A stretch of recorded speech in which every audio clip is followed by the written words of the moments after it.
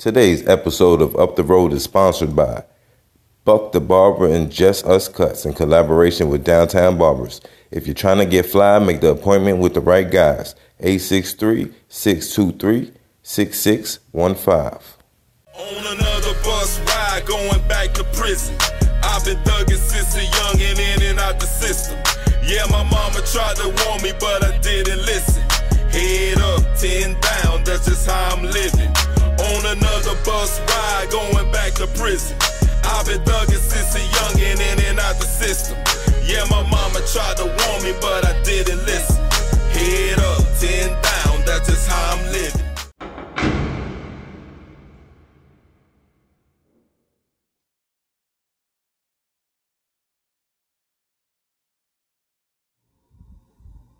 Go ahead and introduce yourself.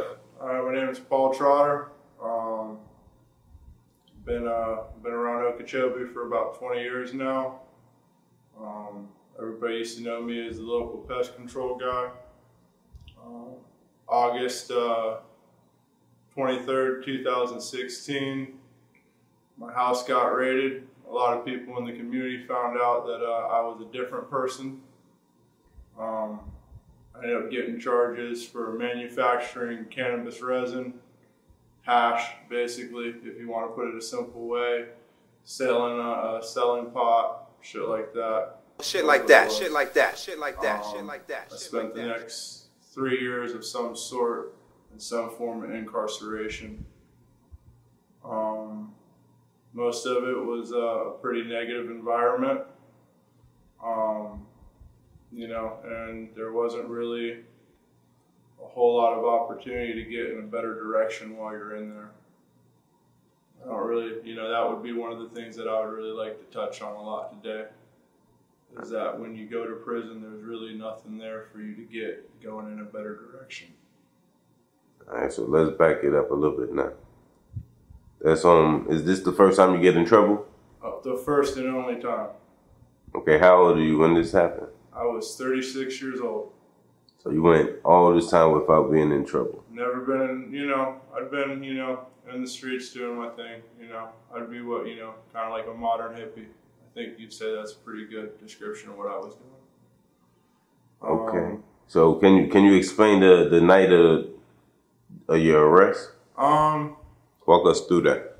It was probably 4 o'clock or so, 5 o'clock in the afternoon. My longtime girlfriend, wifey, whatever you wanted to call her, of about 12 years at the time, I'd just gotten home from work. I'd been around the house with the kid most of the day. I left to go run some errands, pick up some dinner, drop off something, life of a hustler. And as soon as I left the house, I noticed some odd things, You see cars off a few streets over, trailing with you. And, first thing I'm like, wow, there's like 6 cars swimming around. So I'm driving, they're not looking to pull me over, so I'm like deleting and locking shit on my phone, doing things, trying to get myself right. So they're not pulling me over. So I've drove all through the northwest side of Okeechobee, cut back over to the southwest side. Like, I've been driving around for like 10-15 minutes and they're all just staying way off on me. So I just head back to my house. So I already know what time it is.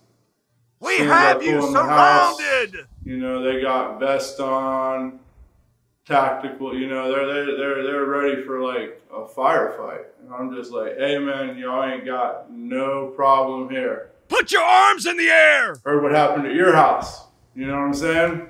There's always that fear of, being a victim in a weird situation. So, in your mind, though, when you didn't, because this is the first time you deal with a raid? Yeah, but I knew what to expect, So what's going through your mind, though? The most important thing for me is, I've got my girl at the time and my kid in the house, and I don't want anything crazy happening at that point. So they basically cuff me, knock on the door, she answers the door.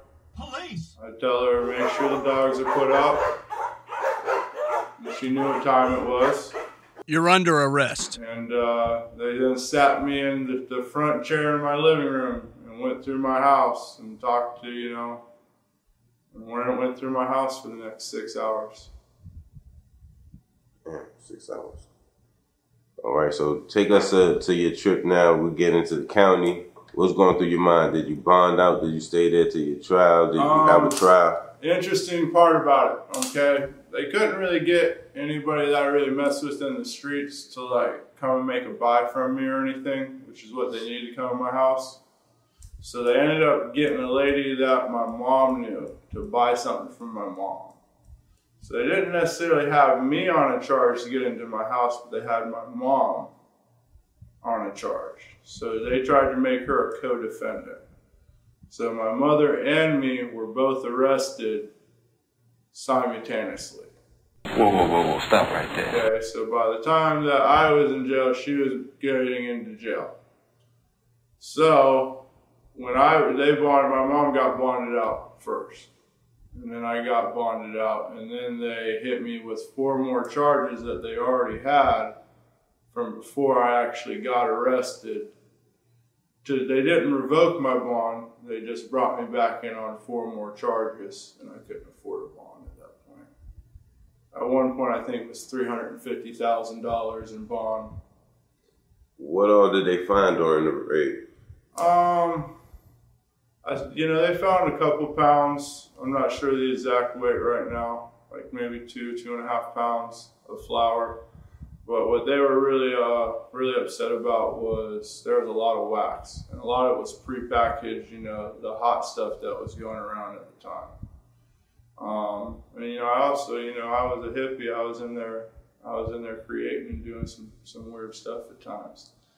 One of the things people don't realize is a lot of the stuff that you go and buy in the shops now is basically THC butane candy. And if you know how to do confectionery stuff and a little bit of here and there, you get into some really stupid shit to get into. Like real shit. Like it's legal now, get your degree, go work for somebody, make a lot of money, but don't do that shit. They're gonna charge you like you're making meth. It's a real bad look. So, did you plea out? Did you take it to trial? Well, when I was in county, I was really going to take it to trial because they really didn't have me on the sale charges. They really had my mom. And about 2 months into me being in, my mom actually passed away. So that changed. They were going to play me and basically, well, if you go to trial, we're going to take your mom. If you go, they hadn't got there yet, but that's where it was going. They were going to use that as a bargaining chip. And obviously, anybody's gonna, in that situation, eat one and make sure mom stays on. Ain't nobody stupid. But that wasn't the situation. So then, shortly after my mom passed away, they hit me with a F1, a level 1 felony. It was like a level 9. It was like 72 points, which is like a lot. So basically they charged me with something that was basically like manufacturing methamphetamines, and it was looking at substantial jail time. They came at me, they're saying 20 years, which was a joke. Their first realistic offer was 5 years in and 5 years out. Lawyer this, lawyer that. 4 years out, and then they came to me with 36, and I tried to fight that and then just ate it. So I took 36 months plea deal, got rid of some of the duplication of charges, but there's still quite a bit of double jeopardy involved in there on the way the charges are stacked. Okay, so when we leave county, where do we go? Orlando Reception Center. That's after 10 months in county. But went there, that's a shock. Being in that cage for the first time, That's the shock to your senses, and they always pick out, you know, somebody, they're slapping around some guy who's in there like literally a cancer patient with a pacemaker in his chest. They're slapping him around to make everybody else just like shock. It was shock and awe. But I also knew what to expect. Some people, you know, some people who actually did show me some love did give me, you know, some advice on the way things were going to go. All right, so when you get to prison, are you affiliated to anything, or are you banging out as a neutron? No, I'm definitely like a neutron. You know, for me, you get into what a white gang is in the prison system in the state of Florida. None of my beliefs as a person in any way, shape, or form can coexist with that. So it's definitely always going to be a neutron. Okay, so when we get to Orlando Reception Center, how long was it before you seen any action? You said they were smacking people with the... Instantly. Like, as soon as you got, like, you know, they're getting rough with people when they're buzzing their heads. You know, officers right off rip. You know, action between inmates, first instantly in the dorm. Like, it was petty. They got, you know, jet warriors in there. They're all 18, 19, 20, trying to prove something, you know. Us old heads, we were hanging out on our bunks, relaxing, trying to make it through our day, you know. So did you have any problems when you hit the reception center? I didn't really have any issues at the reception center. The first, like, problem, like, the problems you have are, like, trying to get hygiene and trying to get in contact with your people. Like, think about it. If you're at a reception center and you don't have anything, there's nothing for somebody to come at you for. And if you're not going after anything, then you're not going to have any issues. You know what I'm saying? Like, if you don't have money on your land yet, and you don't have hygiene yet, like, what are people going to come at you for? Like, there's a month of transition. Now, some people are better prepared, or, you know, they come in and they got, you know, they got their people there, and, you know, but the blessings also bring people problems. That was most of what you saw. If somebody come in, they'd get their first bag, they'd have been there for about a month, and, you know, they'd be somebody's victim. So when we get to Orlando, I know this is your first time in trouble, but did you see anybody that you knew from back home? I rode up in the bus, you know, from out here in Okeechobee with a guy who was in the dorm with me. Everybody called him Cheeseburger. Weird guy, but good guy. And I saw a few people that I'd known from county, a couple people here and there. But, you know, nobody I wanted to see, nobody I was, you know, was looking to click up with. But I wasn't planning to do any of that, really. I was just, you know, Just trying to go in there. Hit the rec yard, try to get haircuts, you know, and fucking figure out where it was going to go. How long before they shipped you out of the reception center? I think it was maybe a month, and I got sent all the way to the Panhandle. So I was kind of bouncing through every single reception center. You know, what is it, Ocala, whatever the medical one is. I can't remember the name of it. It's a shit fest. It's a shit fest. Then the Northwest Reception Center, that had air conditioning. That was pretty straight for about 2 weeks, I'm not gonna lie. Yeah. That's, you know, also where, you know, I was able to get stuff going. You know, the first thing you gotta get is hygiene. Everybody knows that, you know. Most important purchase I ever made was a big stick of Speed Stick Avalanche. Lasted me about 6 months, you know, because everything else is Dollar Tree stuff. Okay, so when we get to our main campus, walk us into walking into that dorm, that cell. That's when you really get to prison, like, for real. Like in your mind, if you're smart, you go right to prison as soon as you hit jail. Okay, but like the realities of prison and what really happens and like the way you have to live happen as soon as you get to your real camp. That's when all shit hits the fan. That's when people are living. That's when you're with people who have or may never go home, got 15 years, They're in there, they got hustles, they're gonna be there, like they got shit going on. And people getting in their way or people competing with them, it's just a violent world. It's a very, very violent world. You know, being a hustler in the streets, you know, the initial thing is I'm gonna be a hustler in prison. And then you kind of see the way it goes, and you know, I'm seeing dudes who are like tougher than me, like thinking they're somebody, and like they're getting everything taken. And they're giving it up, like, and I can't see myself giving it up, so I'm like, damn, I'll have to get fucked up, fucking make a couple dollars. So you learn how to live. You learn how to live within your means. You also learn how to live,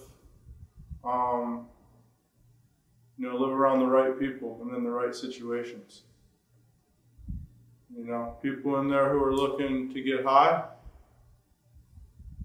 like, that's prey. That's prey for everybody in the chain gang. Like, it really is. And people don't realize it, but people go in there and, you know, they think they're trying to get through some time.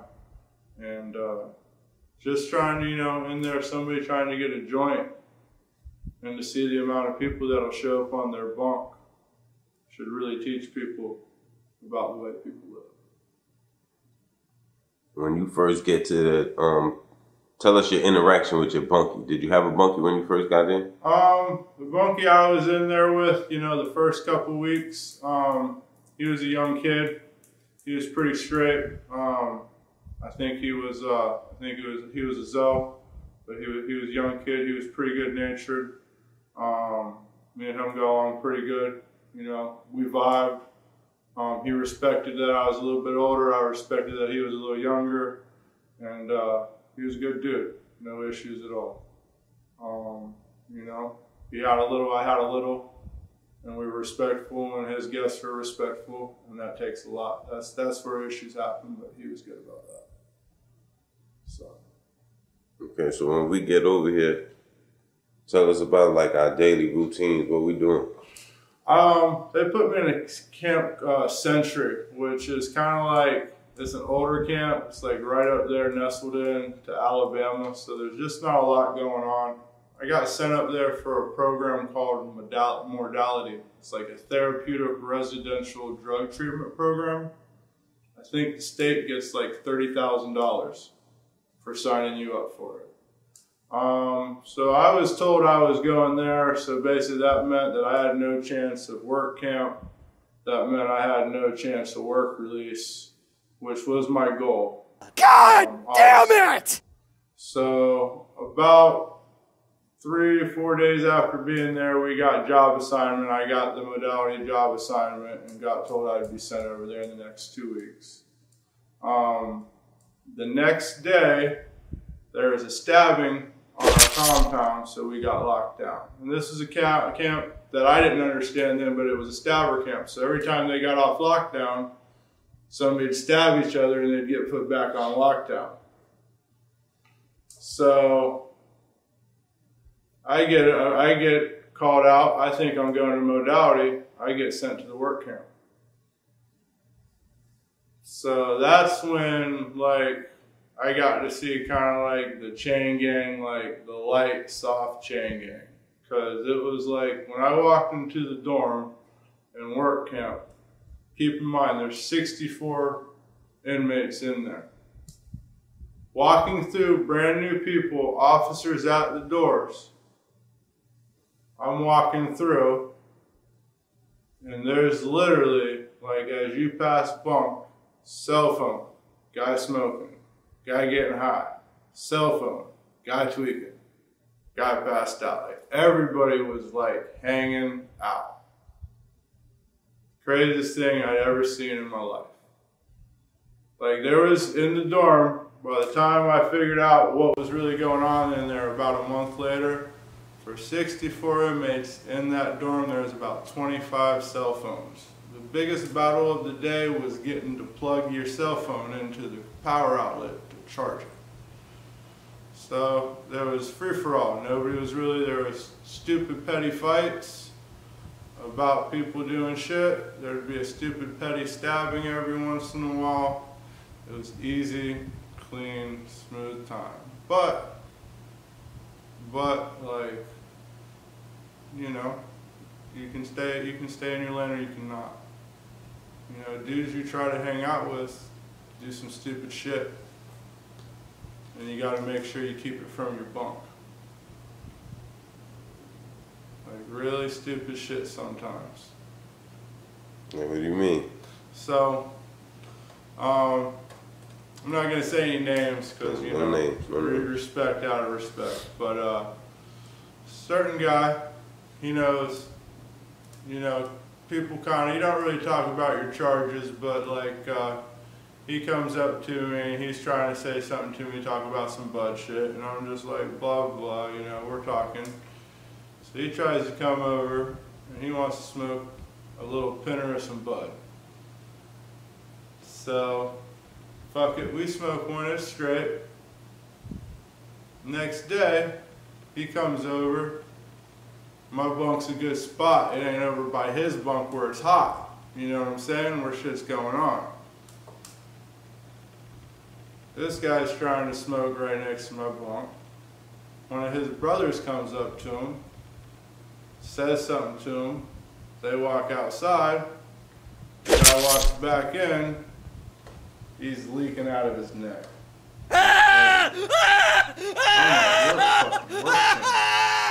Everybody in here is going home within a year. Like, what the fuck are y'all doing here, man? Like, for real. And this is his brother. That was when I realized you gotta be really careful with who you hang with. Is this the first time you see action like that? I saw a guy get poked up at the Ocala place, but it was like coming in from like the cafeteria. It wasn't up close and personal. You know what I'm saying? It wasn't somebody that I'd lived in a dorm with for a month or two. You know what I'm saying? It wasn't somebody I sat next to and watched a football game before. You know what I'm saying? It was. Did you yourself get into any altercations? Yeah, I had a few. I had a couple like straight one-on-one fights. I had a situation where I got jumped by some Spanish guys, but you know, it was one of those things. I could have backed away from it, but I was in a mindset at the time. I was in a particularly nasty dorm after getting a DR. We should get back to the DR. That's really where we should go back to on this. Okay. So I got a bunkie in there who, he's up above me. He goes to work camp. He was a pretty straight guy for a little bit. He was twitchy and he hustled too much, but he was good people. So he leaves, so they bring in this young jit. And I don't know him, it's like the first 2-3 days of filling each other out. You know what I'm saying? Like, we don't really even know how to like communicate with each other yet. He's not sure if I'm gonna fuck with him, he's gonna fuck with me. They come in, all fucking like hardcore. Boom, boom, boom, boom, they're coming and they're raiding our dorm. And our locker area was, both of ours, in between our lockers was about half a gram of pot. Okay, I don't know if it was his, I don't know if somebody tossed it up underneath there, I don't know what happened, but I ended up getting a DR for it. What the fuck? So I ended up spending 30 days in the box, and as part of like a continued to get at you for going to the box, they send you to the kitchen dorm, which is like the nasty, it's a pretty nasty dorm. That's where I started routinely seeing people get stabbed, beat the fuck up. Like, motherfuckers died in there from smoking the black. Like, that was where shit was live. And I was in there for... From smoking, no way. The black, okay? So, we all remember the spice that we had in the streets 10 years ago and shit like that. Well, they started, like, making it super concentrated and, like, spraying it on whatever. Like, paper, like, all kinds of weird shit. So they're smoking this shit that like you sprinkle some grounds of like, it looks like pepper. Like a little bit of pepper and these guys are flopping out, like fishing, swimming, like they're doing some crazy shit, like tripping out. And as you can imagine, being in a situation where there's a bunch of other people around who probably don't have your best interests in mind, being, you know, blacked out and flopping around and causing a lot of attention towards yourself causes a lot of people to get in problems. So generally, in that dorm, the thought process was when somebody started gooking or tweaking out, was to go pop their tops. So somebody jump on them and beat their fucking ass.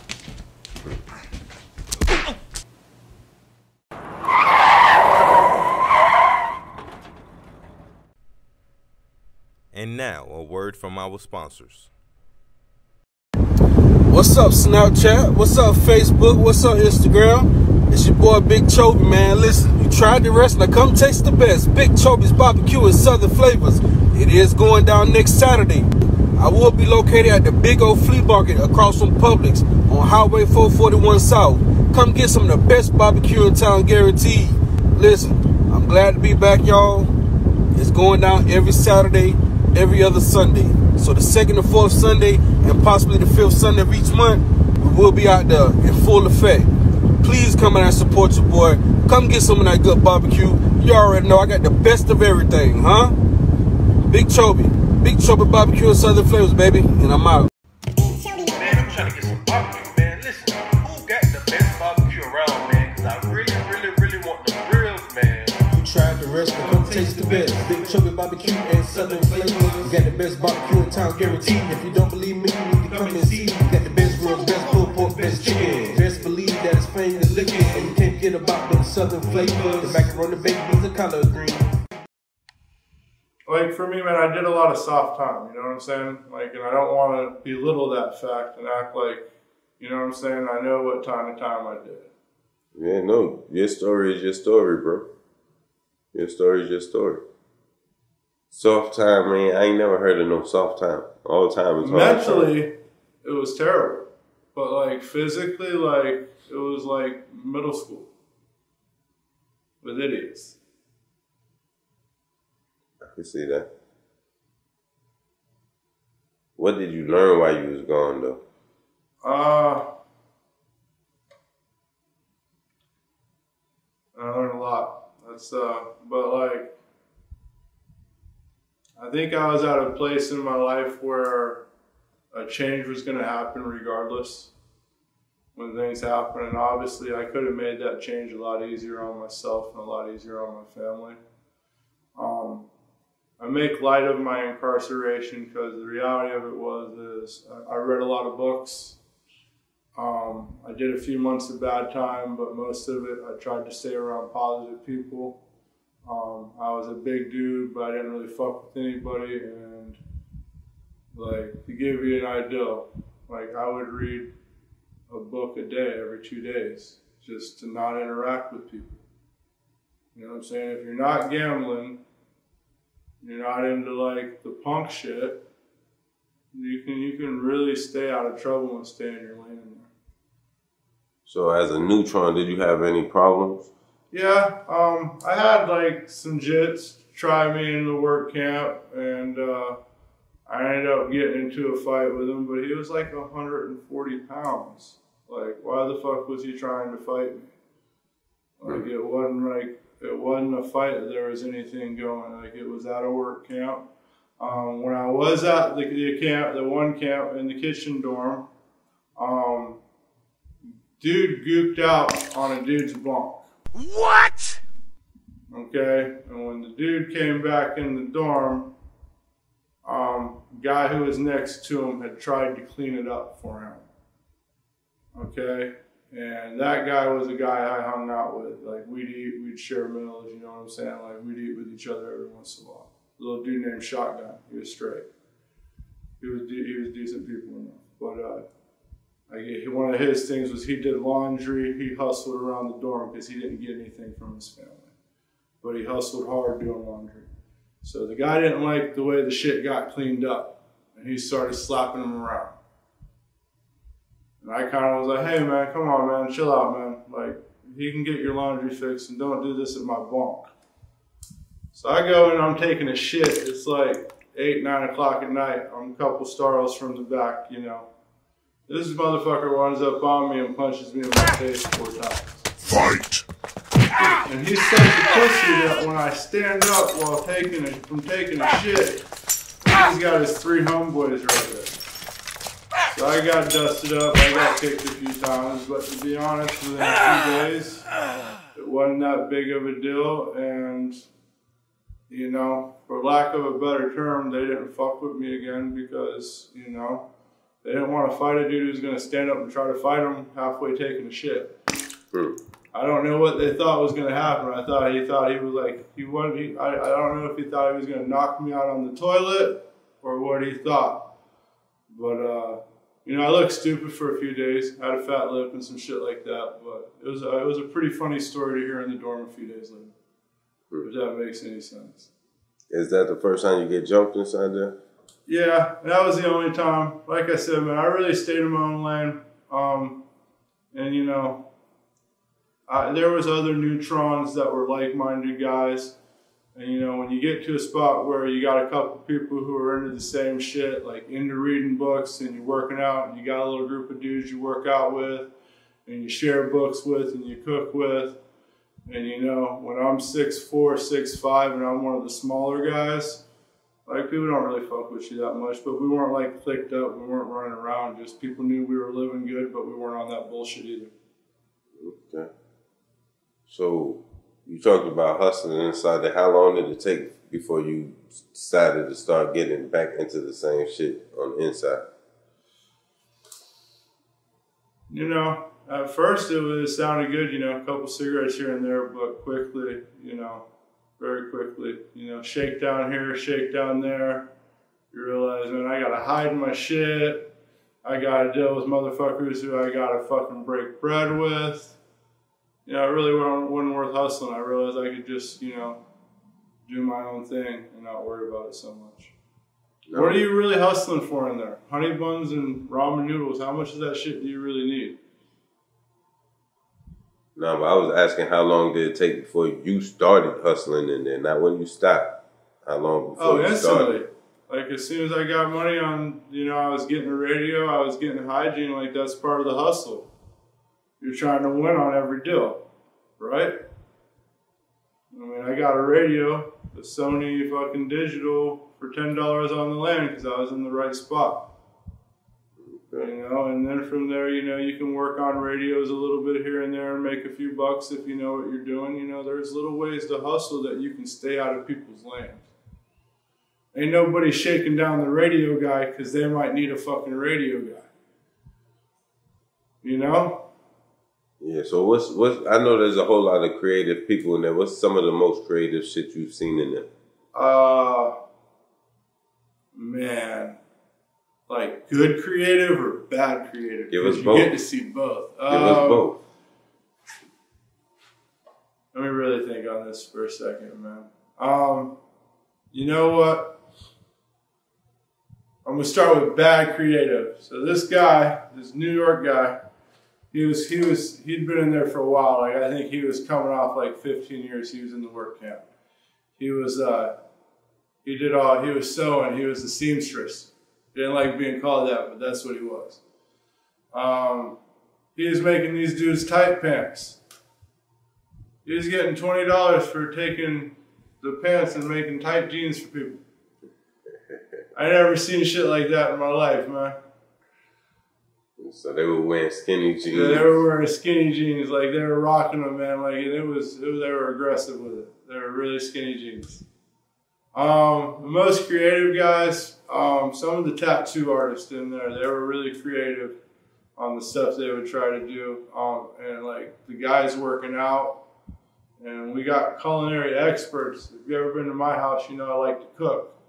So we got real creative cooking with nothing. And then you get creative on the hustle, you know. What kind of stuff was y'all cooking?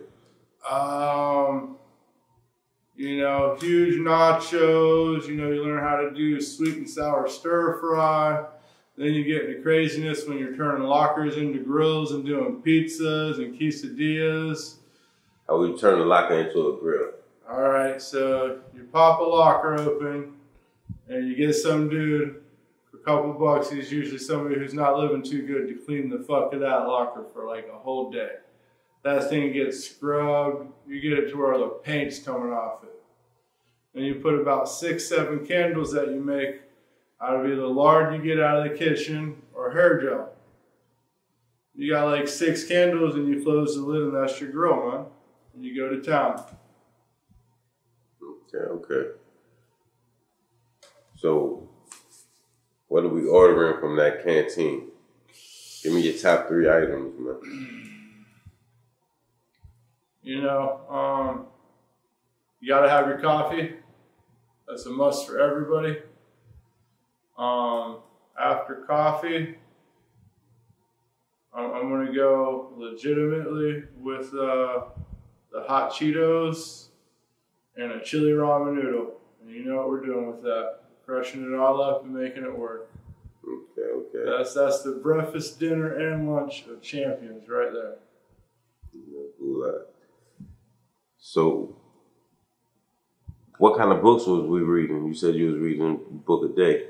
I had it written down. I kept a list of all the books I read. I read 721 books. I think I got halfway through and I left it to somebody because they wanted to read it.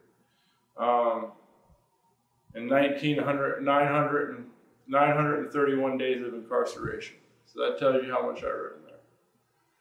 Okay, so I read everything from Stephen King to historical fiction, like Con Eagledon. I read everything that I could get my hands on. I did not care. Because if I was reading something, I wasn't sitting in there dealing with, you know, the drama and the bullshit and the stress of being in that prison cell. Or in that prison dorm. You know, most of my time was dorm time. Which is more freedom, but then you got more people you got to deal with.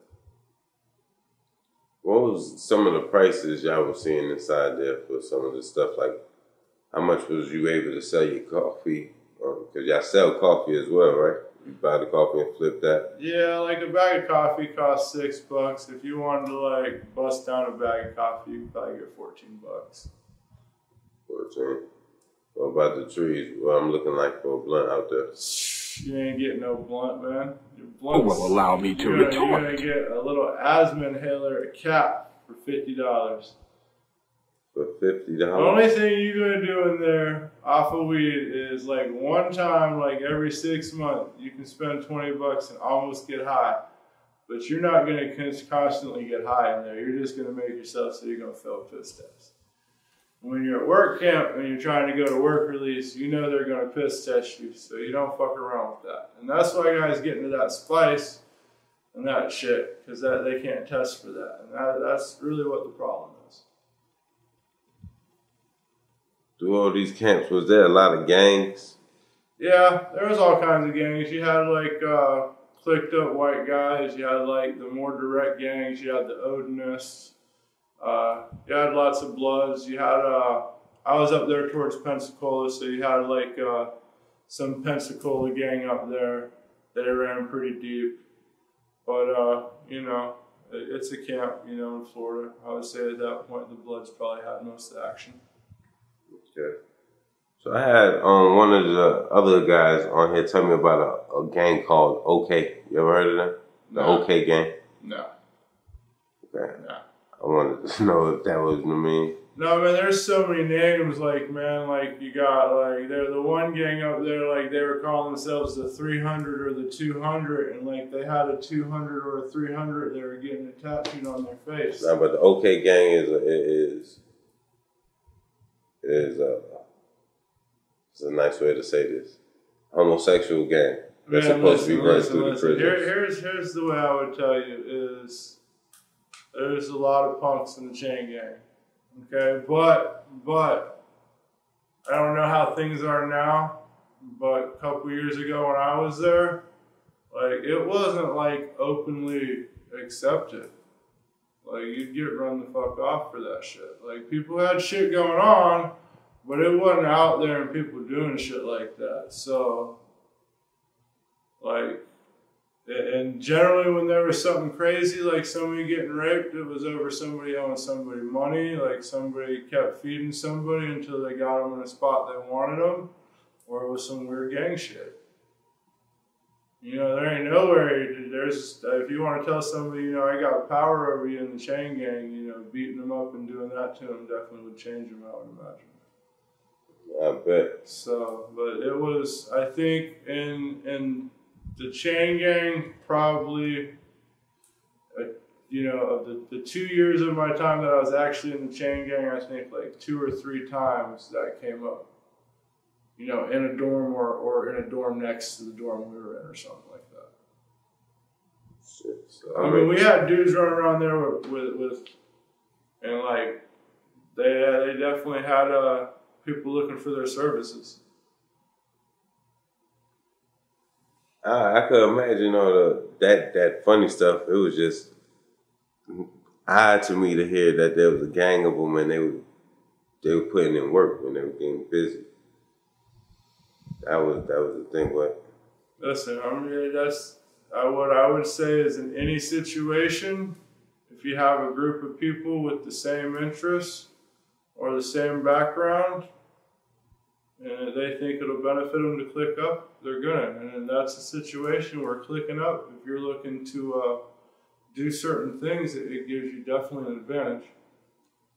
what was the COs like? Did the COs show you any favoritism since you're white? No. I don't know how to touch this subject without like saying something that I don't intend to, but I'm gonna be me and try to say it the best way I can. You know, growing up in the South, you see where, and this is growing up, especially in Lake Worth and stuff, where like there was another part of town, like there was a lot of separatism still.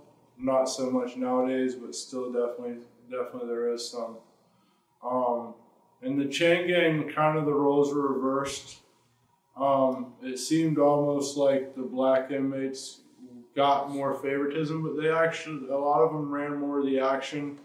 And then when you get there for a while, you start to notice that some of the upper tier white guys who got money coming in or are from the area, whose families are from the area, you know, they really have a lot more power than you'd think. But I don't think I got any favoritism from any CO ever.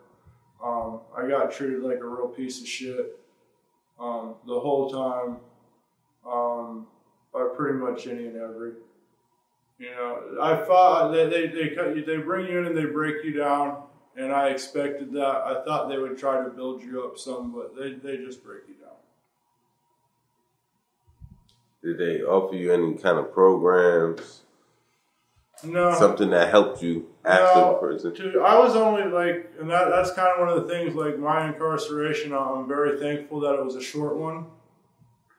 But with me being there short, like I wasn't really eligible for like any kind of medical, any kind of programs, you know, for anything. Like I wasn't there long enough to see a dentist. I wasn't there long enough to see the eye doctor. I wasn't there long enough to get put in any program. All they basically was, they used me for free labor. I did some AC work for them. I did some kitchen work, and I did some, you know, landscaping and yard maintenance.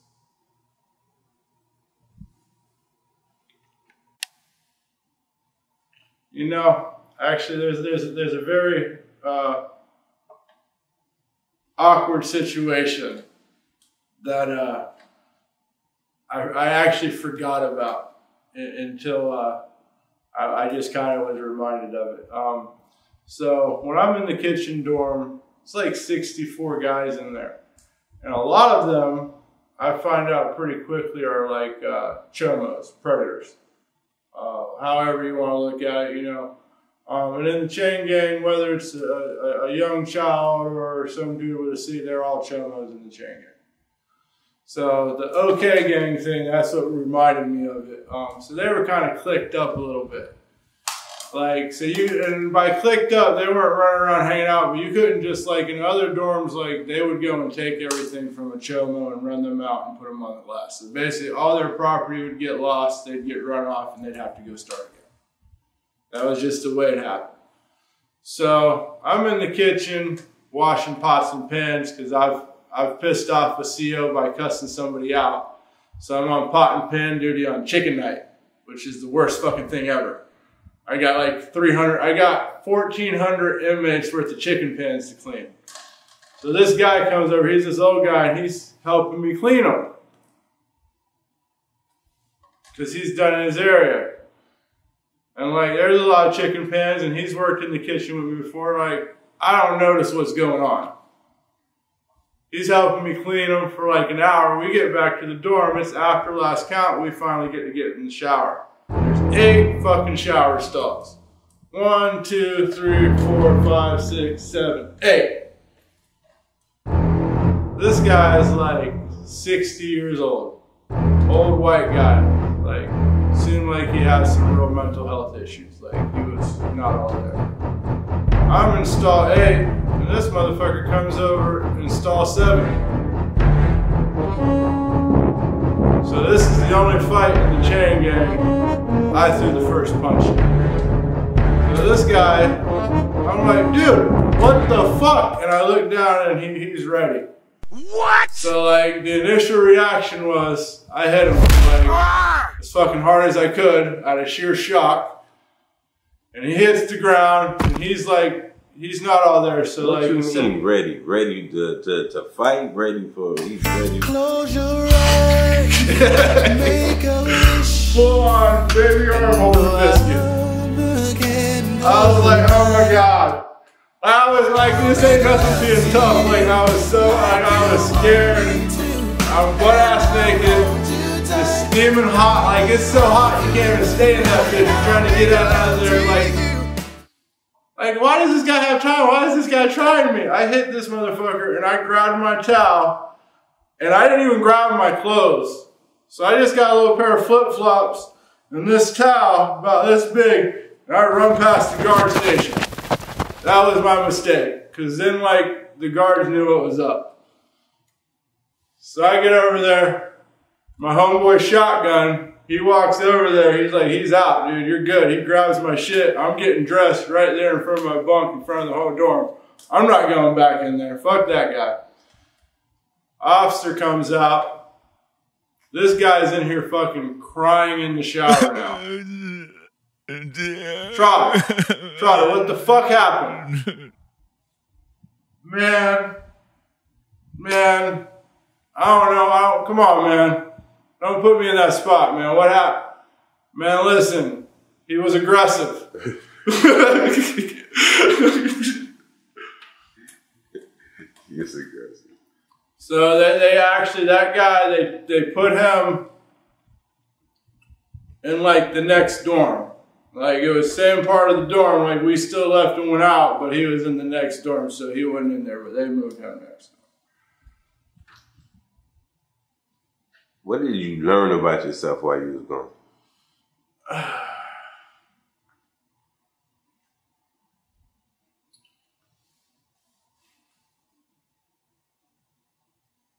You know, from getting incarcerated, I learned that you can destroy what you build a lot faster than you can build it. You know, you really can. And when you are incarcerated, if you're fortunate enough to have a good family, it really, really affects your family in ways that if you haven't been incarcerated yet and you're watching this and you're doing anything, like, it's not just you. Like, you really, really think about, make sure if you're out there hustling, you're making it enough. Don't be out there bullshitting. And you really shouldn't be out there anyways. Because most of y'all ain't that smart. Based on the people I met in the chain gang, most of us are not that smart. I learned went to work camp, I got into an environment where I was working at a fast-paced restaurant 6 days a week because they let me, and that meant one less day I was in prison. Go back to basically a prison hotel. The COs were the shittiest there. They treated us the most like shit of any COs because they all knew we were about to go home and nobody would fucking do anything to them. It's fucking crazy. The worst I got treated by the police was at the softest, and they were taking 70% of our pay. So basically, my family put about $800 towards a bicycle, clothes, a phone, whatever. And when I walked out of work release, I think I had about $1,000. And I was there for 6 months, working 6 days a week. Yeah. All right. So, is there anything you want to say before you sign us up? If you are somebody coming out of prison, have a plan. Figure out a way that you can provide for yourself and get a type of life that you're going to be comfortable with that's going to keep you from getting your ass put back in there. Because there's a lot of stress and a lot of pressure when you come out, especially for people who didn't feel like, you know, they were built for being there, felt like they were meant to do something else. So put a lot of pressure on yourself, but make realistic goals. And fucking come out and fucking work really hard and get your shit together.